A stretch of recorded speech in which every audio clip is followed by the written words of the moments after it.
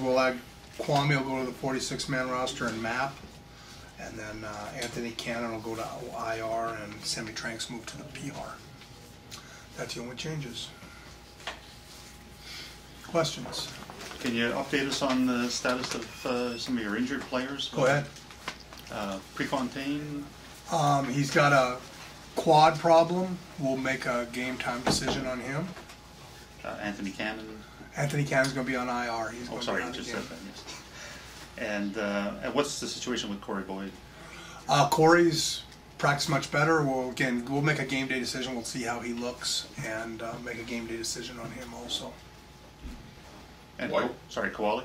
Yeah. Koali's fine. He had a hip pointer and he's fine. The cast seemed to be on his arm. Yeah, he's got a wrist, but okay. that's not an issue. There's no scaphoid or nothing serious. So yeah, he'll play with a cast, but his problem was the hip pointer was running. And Kwame out for Tranks? Yeah, basically. Reason? Well, Rito's healthy now, and that's so basically we felt like putting Kwame back on. Yeah, I mean you're talking about American Canadian, it's a ratio issue. Yep. Hey Jim, is there any scenario where you can have Corey and Cackard together? Well, I won't say there isn't. We prefer not, because we do have Brian Crawford and Andre Dury and Jeff Johnson that can all play running back. So, I prefer to only have one American running back. So, I mean, is it possible? Anything's possible. Last year we did. But to be honest with you, that's not my preference because of the strength of our Canadians at that position. So the uncertainty of Pre and Corey, does it at all affect, like your game planning, like for tomorrow night? Sure, yeah. Sure it does. But we can't control that. We worry about what we can control, and we can't control how fast something gets healed. And Grant Shaw's going to have to be ready if Pre can't go, and Jack Cacker's got to be ready if Corey can't go. How do you address the issue of the turnovers? Because it's been a season-long Well, we practice high and tight. We practice, Chad's had 5 of them, or not turnovers, but Chad Owens has had a few, and you continue to talk about it. The players understand the importance of it, and there's going to come a game when we're going to go out and not turn the ball over and miraculously look up, and the Argos will be on top. But it is that simple, I think. It's like the turnovers really decide. Yeah, what happens, you get behind and then you try to do too much and you try to put more on yourself than you should, and instead of just staying within yourself, you're trying to make a play, and and some of it's fundamentals, and we've worked on those fundamentals. We've worked on them since the beginning of training camp, but obviously not well enough with certain players, and they're fumbling the ball. Cleo's thrown 2 interceptions in 2.5 games, and Dalton's thrown 4, though that's not acceptable either. So, we have to cut down our interceptions also. How's Cleo look? Any assurance that the half tomorrow will actually be 30 minutes? Next question. I would refer that question to Mr. Cohan, as I'm not allowed to comment on anything that has to do with officiating or with the game management. That question should go to Mr. Cohan. All kidding aside, they're starting a 250-pound defensive tackle, the Alouettes are. Is that something, without, saying too much, is that something you can potentially exploit? Well, again, it's a guy who just got there, but they'll play Anwar down there, and they'll move McIlvain down, and they'll do some things to cover it up, I'm sure. So Montreal will be very formidable. They always are. Jim, how's Cleo look this week, and the way he played in that game against Winnipeg? Like, obviously he was in a nice rhythm. How do you get him back to that? He's practiced very well this week.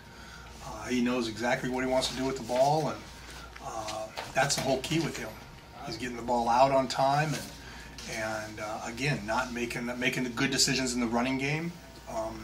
His fumbles this year have come on poor decisions in the running game, where he pulls the ball out and there's a guy there and forces a fumble. So he has to do a better job there of not turning the ball over. So Cleo's understanding. It's his time right now, and we're going to see in these next few games whether the Winnipeg quarter was how Cleo Lemon's going to be as a quarterback in this league, which is good enough to win a Grey Cup, or whether he's going to, be inconsistent. Time will tell. I wish I could answer that, but I can't. Can you answer too that whether he understands the concept of hook sliding and the value that is, being able to get up and play another down? He does. It's a lot easier said than done, and you think it's just easy. It's really not as easy as it sounds to go up and hook slide. I asked him. He's played baseball. He knows how. He's never done it in football. He played at Arkansas State, where obviously the coaches wouldn't let him do that, and it's something he has to learn. And we talk about it, and hopefully the day will come when he'll figure that out. You know Anthony as well as anyone, certainly in this room. He was struggling in the Saskatchewan game before he suffered the eye injury. He certainly was struggling last week against Hamilton, 51% or so. What do you make of all this, if anything? I really don't make anything. He'll come out tomorrow and he'll be white hot. That's the way AC is. He's had a couple weeks that he's struggled with, and I expect him to come out firing on all cylinders. How's Rob Murphy? He hasn't practiced as much this week. Yeah, he's had a little bit of a back issue, but his back is real good shape now. So that was strictly precautionary. He should be fine. So your front four last week was phenomenal. Are you expecting them to? Yeah, I expect that every week. Yeah. That's where we've tried to build this defense around, is that front four, and I just believe in that. I believe if you have a strong front four, that you can do a lot of things. Now, with AC, you got to vary the looks. You can't sit there in a four-man front, no matter how good they are. You have to mix it up. Give them some three-man. Give them some 6- and 7-man pressure. Give them some 2-man pressure maybe, and you just have to mix up the looks with AC. So I'm happy with our front four. I think they're playing the way they're expected to play. Jim, I know we're only coming up in the third part of the season, and you don't win the Grey Cup in July and August. However, the further behind you, these games take some importance, because you really don't want to be falling behind and having to play catch up in September and October. No, obviously we can't change the past. We can't change the past 5 weeks. It is what it is. We can change ourselves starting tomorrow, and then the week after that.